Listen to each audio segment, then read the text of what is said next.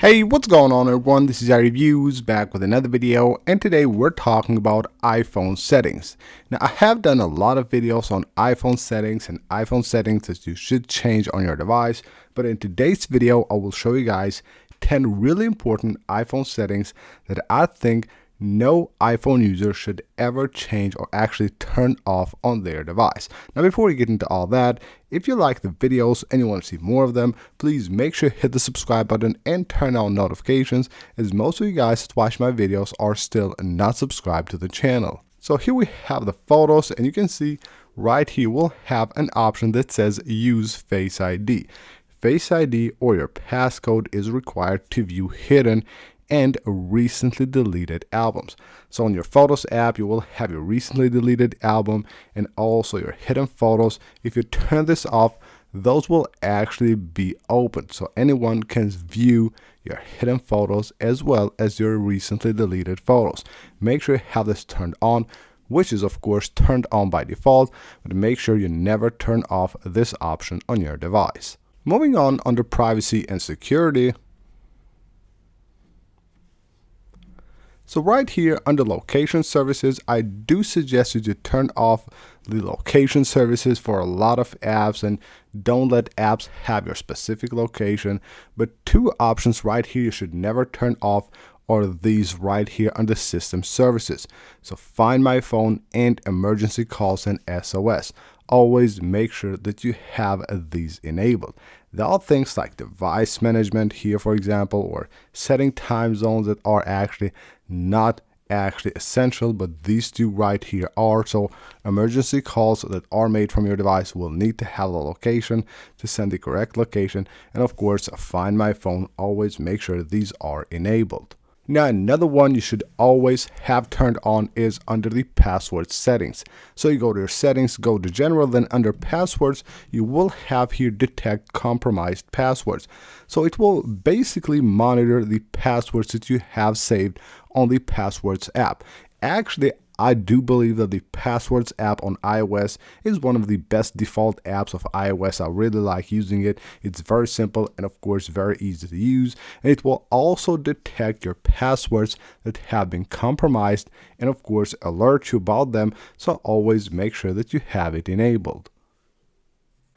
Moving on under messages, so when you go to your settings and you go to the messages settings, you will find something here called Try as Text Message.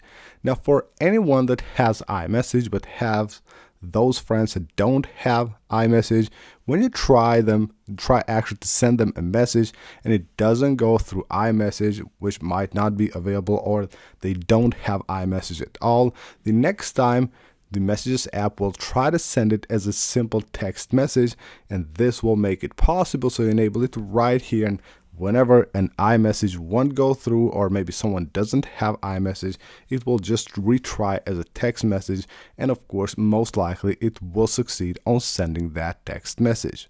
Now, a setting that looks very simple yet is very important can be found under the general settings. So right here we have date and time.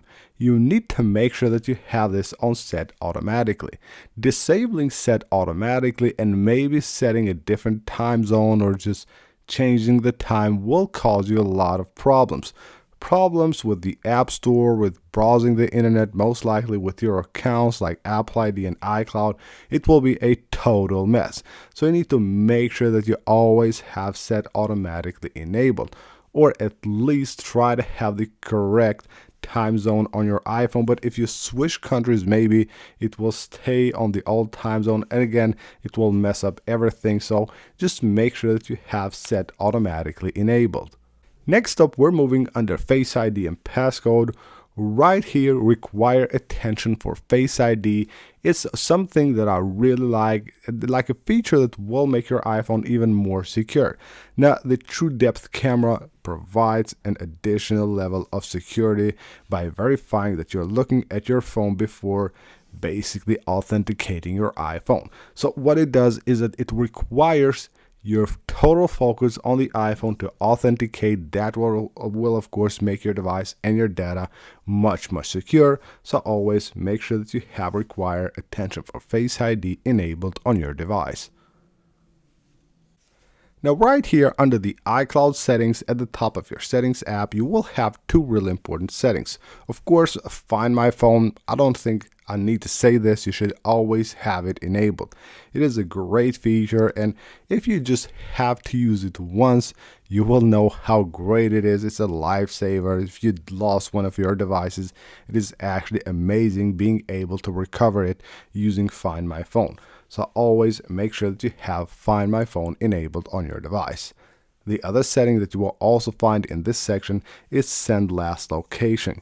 So basically what it does, if you have an iPhone and you lost it, when your iPhone is low on battery, it's basically turning off. It will send the last location to Apple so you know which was the last location of the device before it turned off. So it's this option right here. So again, make sure you have it enabled, and also make sure you have Find My enabled all the time.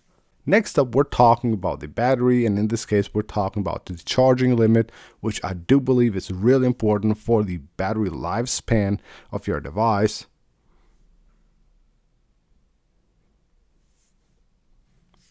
So right here we have a few different options. Of course, optimized battery charging, in my opinion, is the best you can do right here.